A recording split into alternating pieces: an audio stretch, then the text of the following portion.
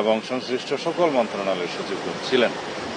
আমরা যে সিদ্ধান্তগুলো পেয়েছি মাননীয় প্রধানমন্ত্রীর কাছ থেকে সবার সাথে আলোচনা করে যিনি অনুশাসন যেগুলো দিয়েছেন, 1 নম্বর হলো নিরাপদ করতে হবে সড়ক যাতায়াত এবং সড়কের পাশে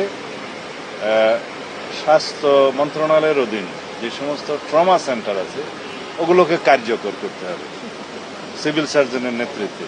সেখানে ইকুইপমেন্ট সহ ডাক্তার নার্স যা জরুরি থাকবে। নিকটবর্তী উপজেলা হাসপাতাল এবং জেলা হাসপাতাল বা অন্যান্য হাসপাতাল যেগুলো আছে করব, যাতে কোনো রকমের যদি অ্যাক্সিডেন্ট হয়ে থাকে সেটা অ্যাড্রেস করা যায় ইমিডিয়েটলি। আর নৌ পরিবহনের ক্ষেত্রে যাতে ফেরিতে কোনো রকমের কোনো দুর্ঘটনা না হয়, আমাদের অতীত অভিজ্ঞতা যেটা বলে তার থেকে শিক্ষা নিয়ে আমরা কিছু অনুশাসন পেয়েছি। আজকে সিদ্ধান্ত নেওয়া হয়েছে সমস্ত ফেরিঘাটে সাইনবোর্ড দেয়া হবে, মাইকিং করা হবে, যাতে যাত্রীদেরকে নামিয়ে দিয়ে ওঠা এবং নামা এই দুটো এনশিওর করা হয়। এই ক্ষেত্রে যদি কোনো বাস চালকের কোনো গাফিলতি থাকে তাহলে তার লাইসেন্স নিয়ে একটা সিদ্ধান্ত নেওয়া হবে। সেটা বাস মালিক এবং শ্রমিক সমিতির ফেডারেশনের সাথে মিটিং করবেন সড়ক পরিবহন মন্ত্রী, সেতুমন্ত্রী, তিনি সেখানে তাদেরকে অনুরোধ জানাবেন এটা যাতে বাস্তবায়ন করা যায়। আর অন্যান্য ক্ষেত্রে আমরা যাতে যথাবিহিত ব্যবস্থা নিতে পারি সেজন্য 7 দিন আগের থেকে স্বরাষ্ট্র মন্ত্রণালয়ের অধীনে আমাদের পুলিশ হেডকোয়ার্টার একটা মনিটরিং সেল করব। সেই মনিটরিং সেলের মাধ্যমে আমরা মহাসড়কে আমরা সার্কিট ক্যামেরা যেখানে আছে সেখান থেকে আমরা দৃশ্য পাবো। অন্যান্য ক্ষেত্রে আমরা ইনফরমেশন যাতে জেলা পর্যায় থেকে মহাসড়কের আশেপাশে বিভিন্ন তথ্য উপাত্ত সংগ্রহ করে সবসময় মনিটরিং করতে পারি, ল অ্যান্ড অর্ডার যাতে আমরা কন্ট্রোলে রাখতে পারি সেই জন্য। আর অন্য একটা গুরুত্বপূর্ণ বিষয় হলো যে সড়কে, মহাসড়কে উপরে কোনো রকমের কোনো গরুর হাট বা পশুর হাট বসতে দেওয়া যাবে না।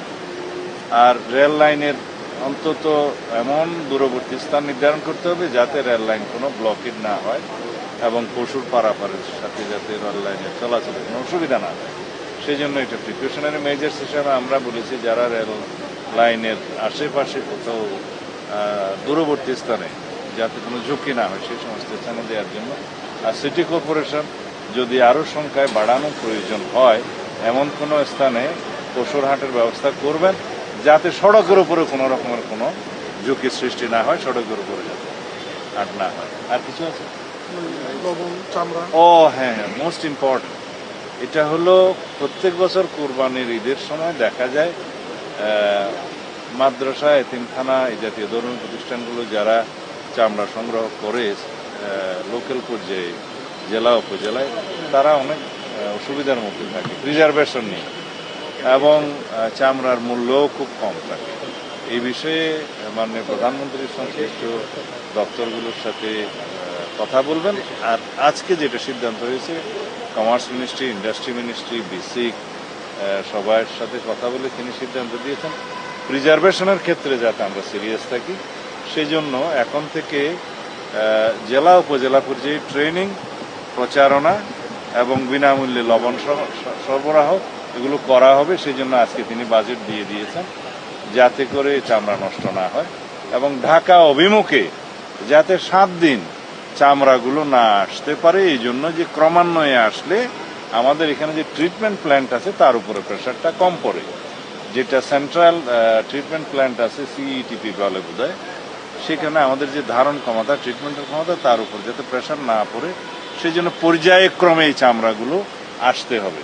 সেই জন্য একটা অনুশাসন দেওয়া হয়েছে। স্থানীয় পর্যায়ে জেলা প্রশাসকদেরকে অনুরোধ করা হবে, তারা এখন সবাই ঢাকায় আছেন একটা সম্মেলন করতে, সেখানে স্থানীয় সরকার মন্ত্রী প্রতিমন্ত্রী তারা অনুরোধ করবেন যাতে জেলা পর্যায়ে থেকে বিভিন্ন জায়গা থেকে ক্রমান্বয়ে চামড়াগুলো আসে, 7 দিন যেন ঢাকা অভিমুখে না আসে এবং এই 7 দিন যাতে সুষ্ঠুভাবে প্রিজার্ভ করতে পারে সেই জন্য তাদেরকে সমস্ত সাহায্য সহযোগিতা করা হবে।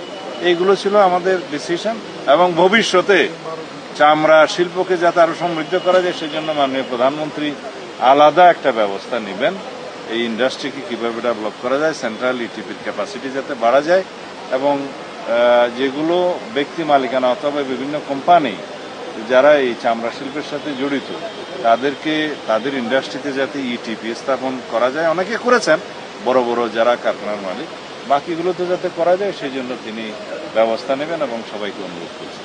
ধন্যবাদ। আমরা কোরবানির পরবর্তী যে বিষয়টা মোস্ট ইম্পর্টেন্ট সেটা হলো যে বর্জ্য ব্যবস্থাপনা। আমরা আজকেই সেই সিদ্ধান্ত পেয়েছি, মাননীয় প্রধানমন্ত্রী দিয়েছেন 12 ঘন্টার মধ্যে সমস্ত সিটি কর্পোরেশন, পৌরসভা, জেলা পর্যায়ে এবং সংশ্লিষ্ট সমস্ত জায়গায় যেখানে বর্জ্যের উপচে পড়া একটা বিষয় থাকে, পরিষ্কার হতো না আগে, সেটা 12 ঘন্টার ভিতরে তিনি নিশ্চিত করার জন্য অনুশাসন জারি করেছেন, নির্দেশনা দিয়েছেন। সিটি কর্পোরেশনের 2 জন প্রশাসক এখানে ছিলেন, আর আগামী কয়েকদিনের মধ্যে স্থানীয় সরকার মন্ত্রী, প্রতিমন্ত্রী ওনারা সারা দেশে সিটি কর্পোরেশনের প্রশাসক এবং মেয়রদের সাথে বসবেন, জেলা প্রশাসকদেরকে নির্দেশনা দিবেন। আমরা এটা এনশিওর করতে চাই এবং দেশবাসীকে আমরা এটা দেখাতে চাই যে মাননীয় প্রধানমন্ত্রীর নির্দেশনা অক্ষর অক্ষরে প্রতিপালিত হবে এবং বর্জ্য পরিষ্কার হবে 12 ঘন্টার মধ্যে, এবং স্যানিটেশন সহ অন্যান্য সকল কিছু ব্যবস্থা নেওয়া হবে সেই ক্ষেত্রে যাতে জনস্বাস্থ্যটা ঠিক থাকে। ধন্যবাদ।